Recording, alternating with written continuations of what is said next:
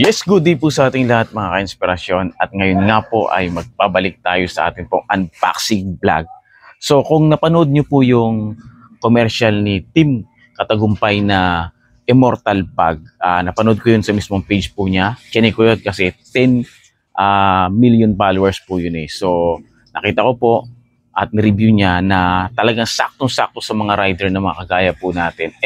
Sakto, kailangan po natin talaga ng gagamitin bag para syempre yung ating mga gamit sa pag-rides at mga pagbiyahe, mga dokumento natin ay safe.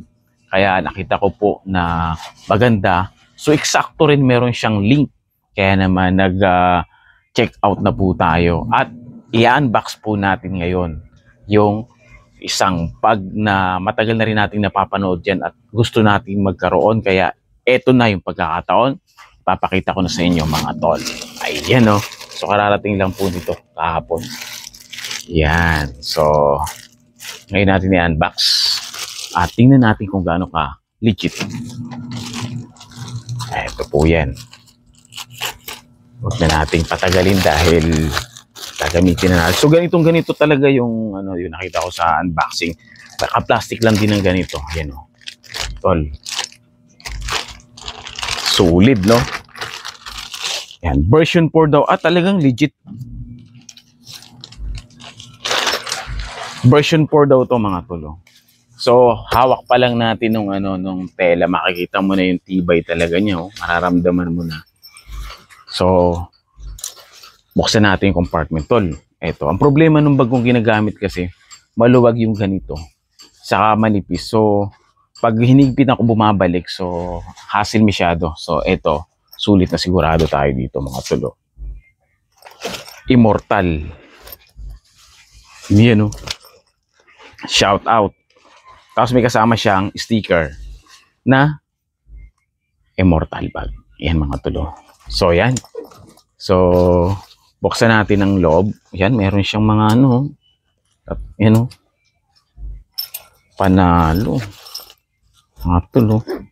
Yan o, zipper. Pagbukas mo ng pinaka-lock niya. So meron pa rin pala rito. Tapos doon sa ilalim meron.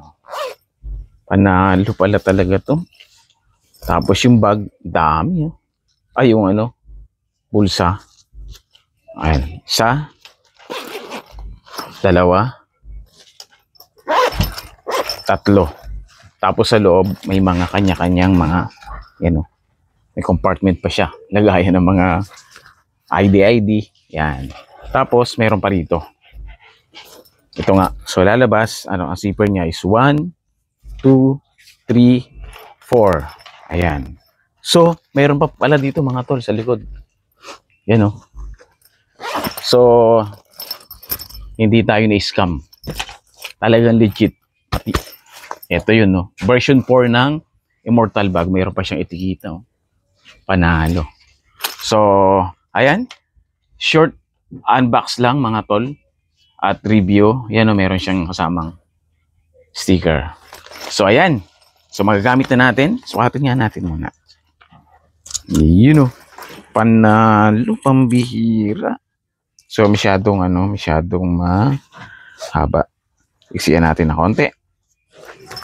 Ayan. Oh, mayroon pa siyang reflector.